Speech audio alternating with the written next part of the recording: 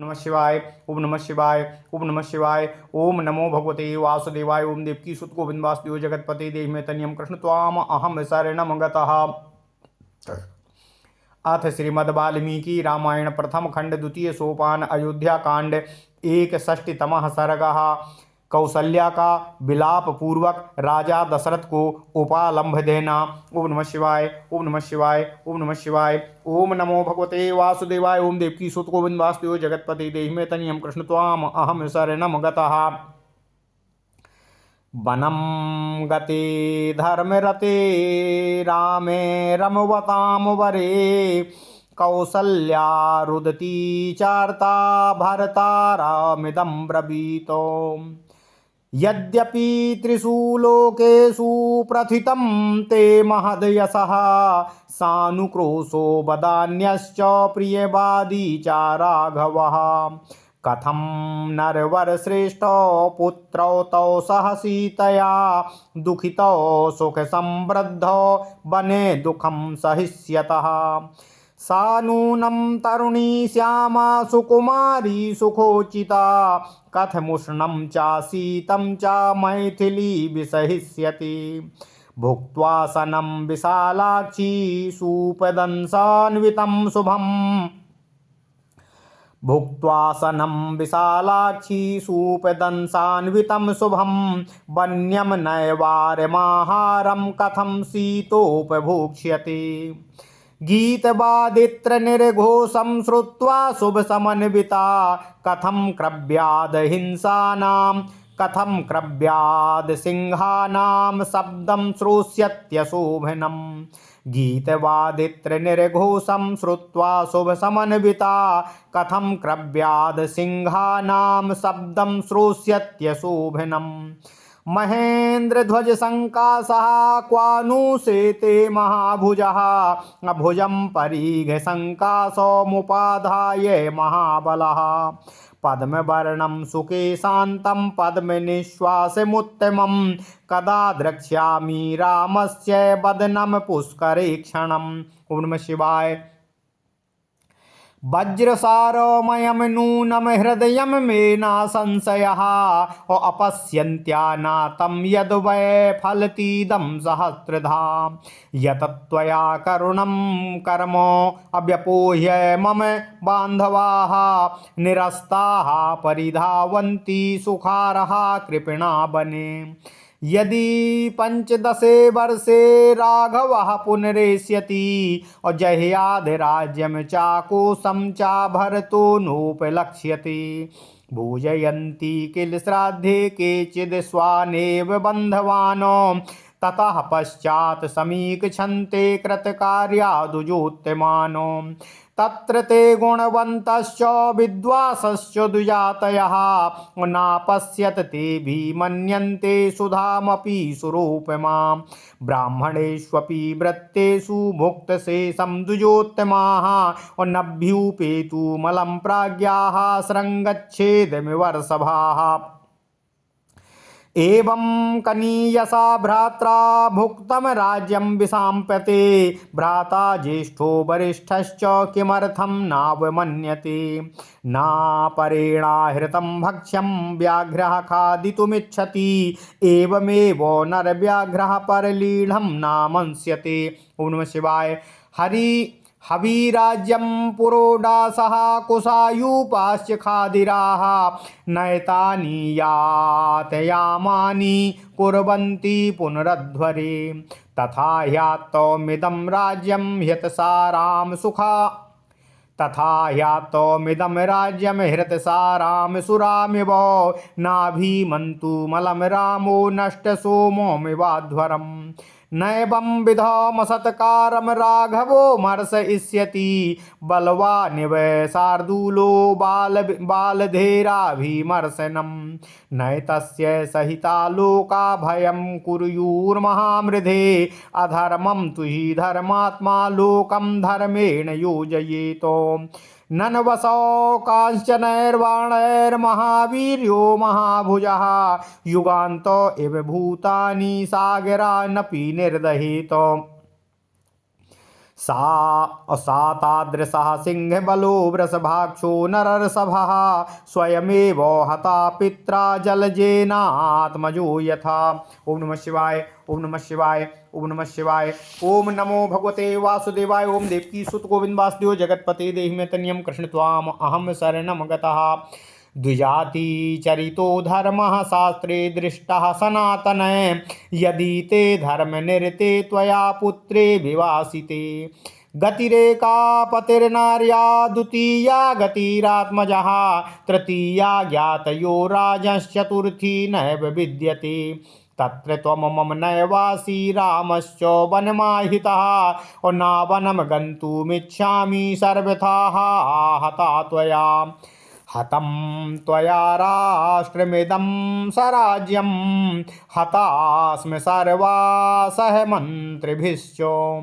हता सपुत्रास्मि हताश्च पौरा सुताश्च भार्या च तव प्रहष्टौ। इमां गिरं दारुणशाब्दसंहितां निशम्य रामेति मुमोह दुःखितः। ततः सशोकं प्रविवेश पार्थिवः स्वादुष्कृतं चापि पुनस्तथा स्मरत्। ओम नमः शिवाय, ओम नमः शिवाय। ओम नमो भगवते वासुदेवाय। ओम देवकी सुत गोविंद वासुदेव जगतपते देहि मे तन्यं कृष्ण त्वाम अहम शरणं गतः। अथ श्रीमद् वाल्मीकि रामायण प्रथम खंड द्वितीय सोपान अयोध्या कांड 61वां सर्ग। कौशल्या का विलाप पूर्वक राजा दशरथ को उपालंभ देना। ओम नमः शिवाय, ओम नमः शिवाय, ओम नमः शिवाय। ओम नमो भगवते वासुदेवाय। ओम देवकी सुत गोविंद वासुदेव जगतपते देहि मे तन्यं कृष्ण त्वाम अहम शरणं गतः। राम को वनवास से छोड़कर आने के बाद सुमंत्र ने जब महाराज दशरथ और माता कौशल्या को उनका संदेश सुनाया तो दोनों उससे बहुत दुखी हो गए।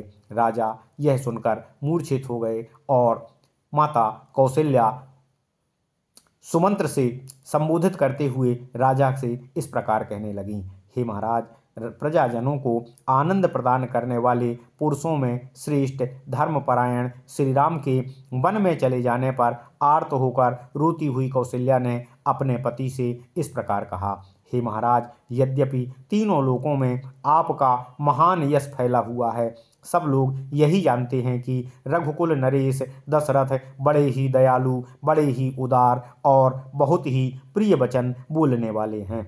नरश्रेष्ठों में श्रेष्ठ हे आर्यपुत्र, तथापि आपने इस बात का कोई विचार नहीं किया कि सुख में पले हुए आपके वे दोनों पुत्र सीता के साथ वनवास का कष्ट कैसे सहन कर सकेंगे। वह 16-18 वर्षों की सुकुमारी तरुणी मिथिलेश कुमारी सीता जो सुख भोगने के ही योग्य है, वन में सर्दी गर्मी का दुख कैसे सहन कर सकेगी। हे महाराज, विशाल लोचना सीता सुंदर व्यंजनों से युक्त सुंदर स्वादिष्ट अन्न भोजन किया करती थी। अब वह जंगल के तिन्नी के चावल का सूखा भात कैसे खा पाएगी, जो मांगलिक वस्तुओं से संपन्न रहकर सदा गीत और वाद्य की मधुर ध्वनि सुना करती थी। वही सीता जंगल में मांसभक्षी सिंहों का अशोभन और अमंगलकारी भयावह शब्द कैसे सुन सकेंगी। हे महाराज, जो इंद्रध्वज के समान समस्त लोगों के लिए उत्सव प्रदान करने वाले थे, वे महाबली महाबाहु श्री राम अपनी परिघ जैसी मोटी बाँह का तकिया लगाकर कहाँ सोते होंगे।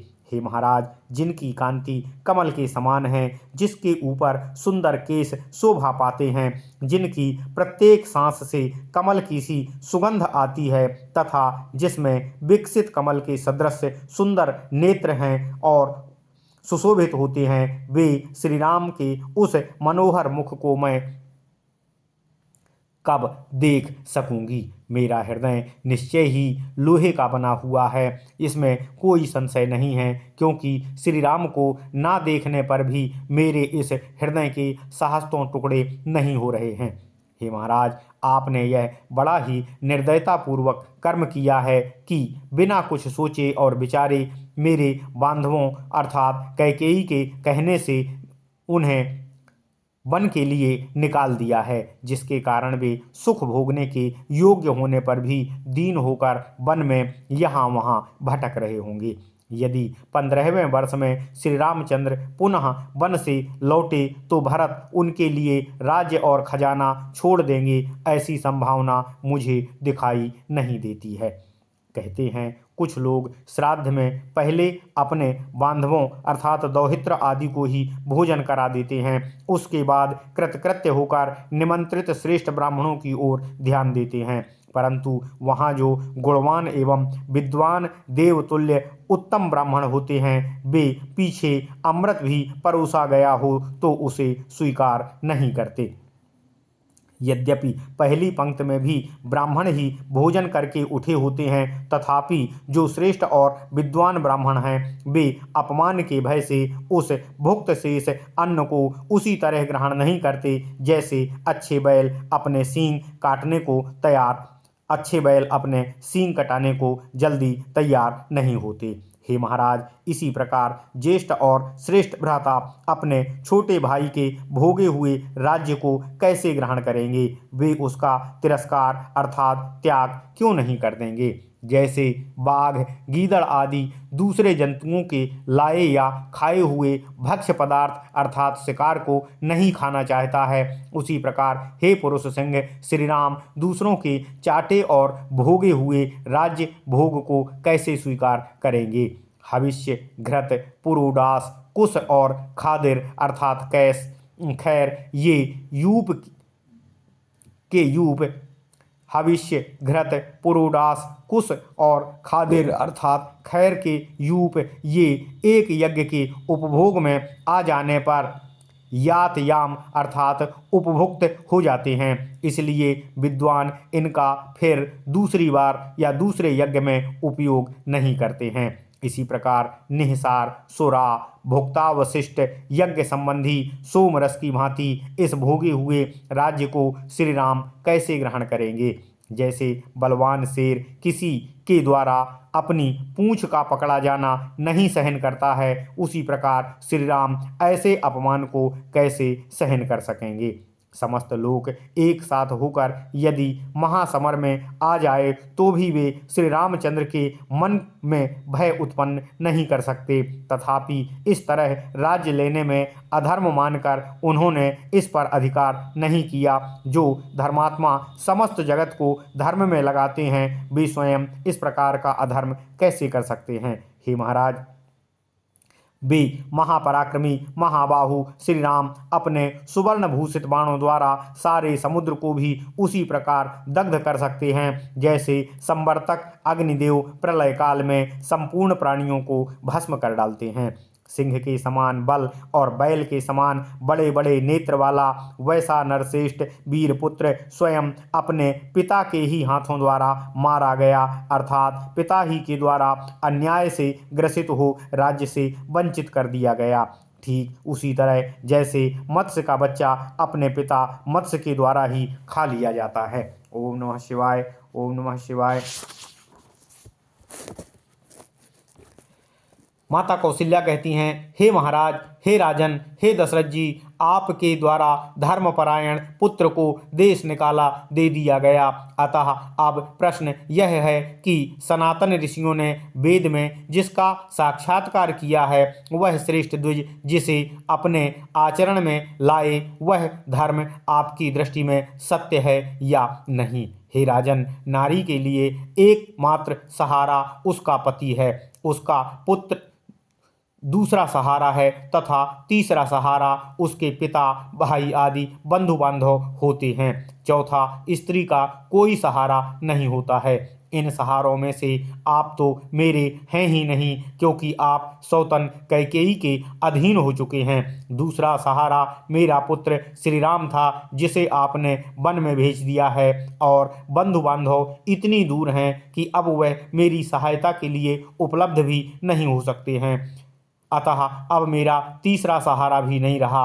आपकी सेवा छोड़कर मैं श्री राम के पास वन में जाना नहीं चाहती हूँ, इसलिए सर्वथा आपके द्वारा मैं तो पूरी तरह से मारी जा चुकी हूँ। आपने श्री राम को वन में भेजकर इस राष्ट्र का तथा आसपास के अन्य राज्यों का भी नाश कर डाला है। मंत्रियों सहित सारी प्रजा का वध कर डाला है। आपके द्वारा पुत्र हित में मैं भी मारी गई हूँ। इस नगर के निवासी भी प्रायः नष्ट प्राय हो गए हैं। केवल आपके पुत्र भरत और आपकी दूसरी पत्नी कैकेयी, ये दो ही प्रसन्न हुए हैं। कौशल्या की यह कठोर शब्दों से युक्त वाणी सुनकर राजा दशरथ को बहुत ही दुख हुआ। वे हा राम हा राम हा राम कहकर मूर्छित हो गए। राजा शोक में डूब गए। फिर उसी समय उन्हें अपने एक पुराने दुष्कर्म का स्मरण हो आया, जिसके कारण उन्हें यह दुख प्राप्त हुआ था। ओम नमः शिवाय। इत्यर्थे श्रीमद् रामायणे वाल्मीकि आदि काव्ये अयोध्या कांडे 61तमः सर्गः। इस प्रकार श्री वाल्मीकि निर्मित आर्ष रामायण आदि काव्य के अयोध्या कांड में 61वां सर्ग पूर्ण हुआ। ओम नमः शिवाय, ओम नमः शिवाय, ओम नमः शिवाय। ओम नमो भगवते वासुदेवाय। ओम देवकी सुत गोविंद वासुदेव जगतपते देहि में तनियम कृष्ण त्वाम अहम शरणम गतः।